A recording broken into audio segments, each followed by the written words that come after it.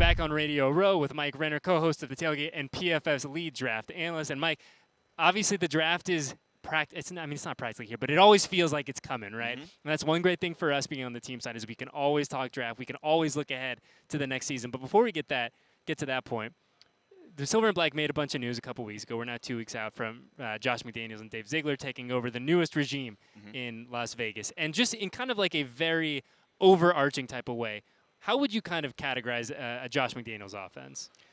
I think it's truthfully a perfect fit for Derek Carr. And I think it's probably a big reason why he took the job, in that it is quick passing, it is timing, and it gives the quarterback a lot of kind of freedom and flexibility. And that's kind of why you saw Mac Jones come in and excel right away.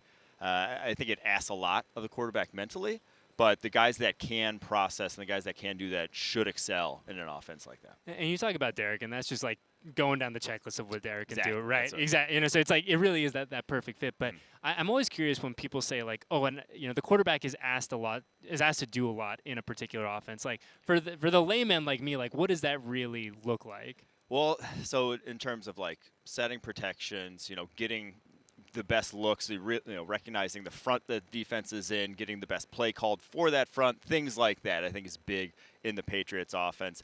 And now that's not necessarily, it's tough to say, like, I don't think that's putting a ton on a quarterback's shoulders in terms of like a lot of the guys, the best quarterbacks in the NFL, they do that stuff already. But I do think there are offenses out there that won't ask guys to do that and can kind of put lipstick on a pig to some degree and like get by with lesser quarterbacks. But when you do have a quarterback that's capable of it, it raises your ceiling. Like you don't want to run a simplistic offense, a sort of quarterback-friendly offense that doesn't ask the quarterback to do a lot when you have a quarterback who's capable of doing a lot. Yeah, and I think that's one thing that we've heard a lot over the last couple of weeks is that Josh is going to put Derek in a position to succeed, right? Yeah. And not implying that Derek was not in a position to succeed prior to this, but he's really going to play to Derek's strengths and ask him to do things that he's comfortable doing. But you look at this Raiders team coming off of a very up and down, I think it's fair to say, 2021, incredible highs, incredible lows, and just not a boring season by any stretch of the imagination. Oh, yeah. And Josh and Dave come into a unique situation here where the Raiders are a 10-win team.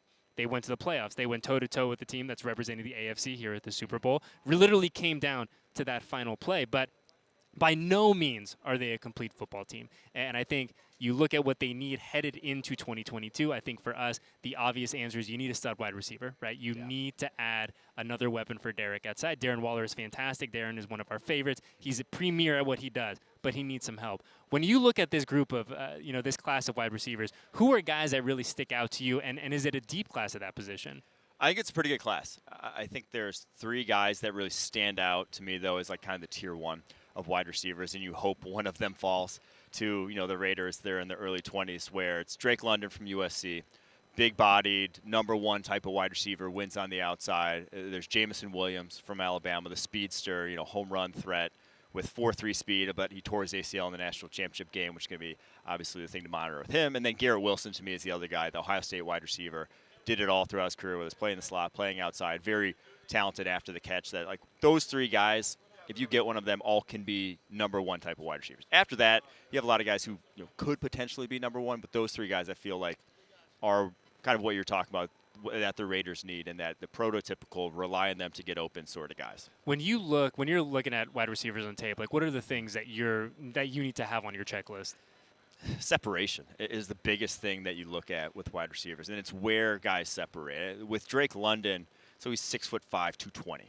He's not a guy that separates down the football field. It's just difficult when you're that big to do so. Like the cornerbacks are running 4.3s. He's probably going to run somewhere in the 4.5s. Like he's not that kind of guy. But where he separates is underneath. Like at the line of scrimmage, he can throw a cornerback off of him. So separating and where you separate is what I look for in wide receivers. And a lot of that comes down to suddenness. A lot of that comes down to just feel for the position and how they go about running their routes. So that's the biggest thing, because you can run a 4.3. You can be explosive as all heck. If you can't get away from a guy that's lined up across from you on the line of scrimmage, you're not going to be that valuable to me. How much do you have to take into account the quarterbacks that they played with in college, right? Because I mean, if you're a guy that's coming from Alabama, yeah, you're getting the creme de la creme. But if you're a really talented dude who, I'm just picking a random team here, went to Boston College or went to wherever, like how much do you have to kind of take into account who was actually throwing them the football?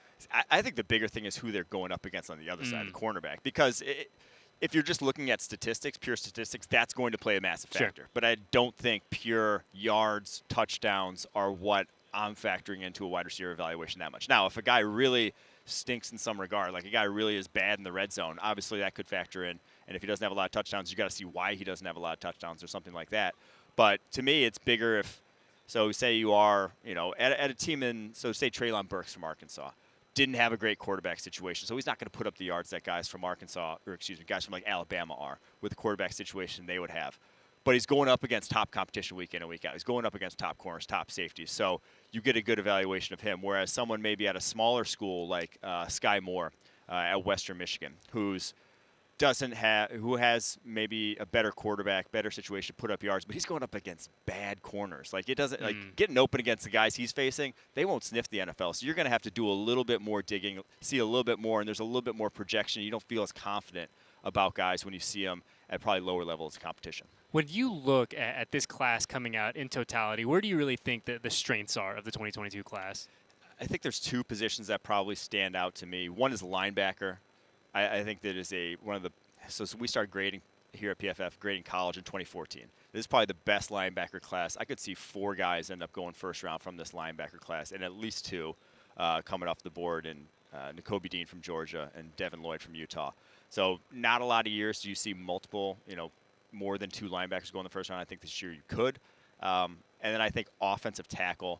I think you see 3 offensive tackles go in the top 10. I think you see 5 go in the top 20. Like, this is a strong tackle class. And it's not a great class overall, just in terms of top talent, comparatively to, like, last year, where, we went probably 12 picks in the draft, or maybe like 15 picks in the draft, where outside the quarterback position, there really hasn't even been a guy who's close to a bust.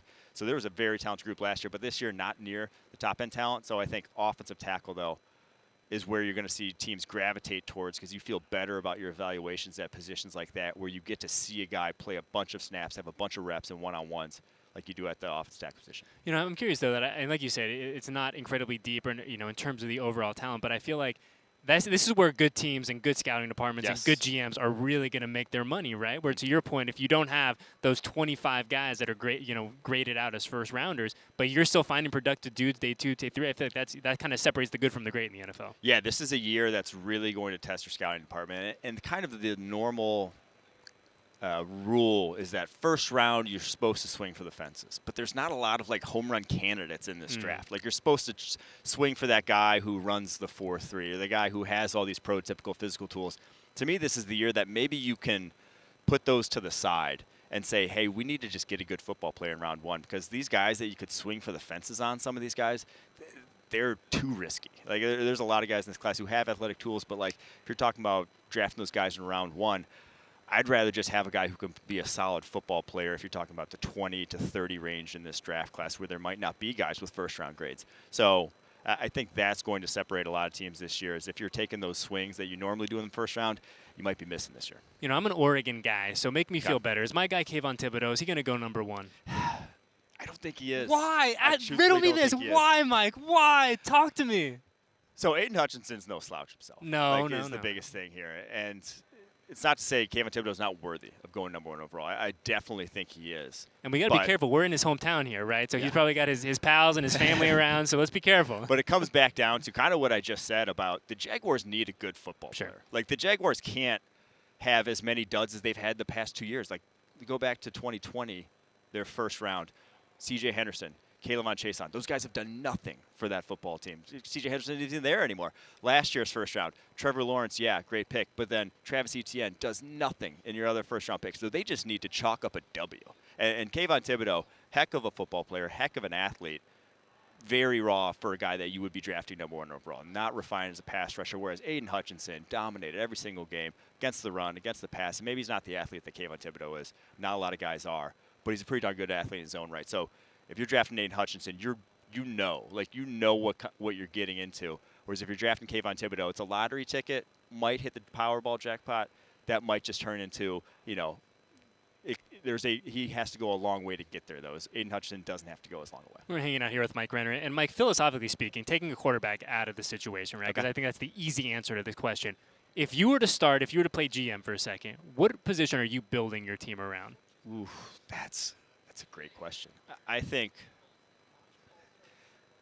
Oh, man. I mean, if you can have the best of the best at any other position, to me it would be cornerback. Really? If I could have one other position that can have the best guy at that respective position, it's cornerback. Now, there's not a lot of guys like that, but I think we're seeing here with the Rams being, in the Super Bowl, that a number one cornerback gives you so much flexibility as a defense to where he can take away the number one receiver on the other team, and then your coverage unit can sort of mold to put everyone else in favorable situations. So it kind of has a waterfall effect of like he makes everyone else's life easier when you have a Jalen Ramsey, when you have, Jair Alexander, Marlon Humphrey in Baltimore, and what they do with those guys. That's probably where I'd lean, because like an edge rusher, a Myles Garrett, you just throw a chip on that guy every single time. And not to say that that's like easier said than done. It takes a little bit away from your passing game, not getting 5 guys out in a route. But you can deal with that and take him out of the game to a degree. You can't deal with Jalen Ramsey following your number one wide receiver. If he could take that guy away and that guy's not going to get open consistently anymore, you have to change up what you're doing offensively. So to me, that would be the position I would lean to. Yeah, I think I'd probably go D tackle. I know that the Aaron Donalds of the world are not. They don't really exist outside of the one guy here. But like that seems like a place where you kind of build from the inside out, right? You can affect the quarterback in so many different ways. And I mean, look, cornerback's a great option too. I think just. Yeah, the tough thing there is like Aaron Donald compared to every other DT that's ever it's existed not real. Is like exactly. So it's like saying instead of Jalen Ramsey, it's like getting Deion Sanders in his prime. You know, like sure. you can have the best cornerback ever versus the best defensive tackle ever. Like, yeah, maybe I'm going defensive tackle then because it's Aaron Donald. But like if it's Chris Jones versus Jalen Ramsey, which is probably a more fair comparison, like historically, I'd lean then. No, I'm with you 100%. Yeah. And Mike, this has been a blast. And I know we've talked about the Thibodeaux, we've talked about the Hutchinsons, we've talked about the quarterbacks a little bit. But in terms of guys in this class, like who's someone that you just like? It doesn't have to be a top 5 guy, it doesn't have to be a top 10 guy, but give me a guy that we need to keep our eye out. Okay, the guy that I've been banging the table for is Central Michigan offensive tackle Bernhard Ryman. There we go. He is born in Austria. He served in the Austrian army. He's 24 years old. He has this weird backstory where the dude just loved football. He said soccer wasn't physical enough for him growing up. Started playing football in Austria. Played like professional Austrian football when he was like 18 or something. Comes over to the United States. Plays high school football here. Goes to Central Michigan. Starts off as a tight end. 2 years there as a tight end. Moves to offensive tackle. Gained 60 pounds the last 2 years. And he was lights out on tape this past year against like LSU, against Missouri. And he goes to the Senior Bowl, didn't have the greatest week of practices, but like this guy is a heck of an athlete.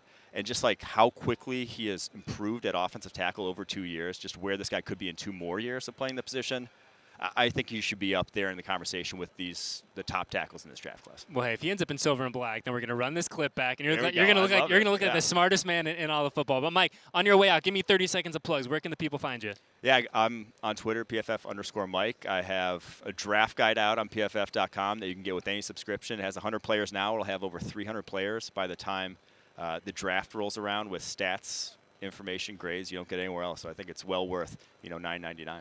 Yeah, I'm with you. Well, appreciate you, man. This is a lot of fun. We'll catch up with you soon. And like I said, we end up picking that Austrian guy. We're bringing you back. We're going to circle it back. We're going to run it back. Mike Renner, guys, thank you very much.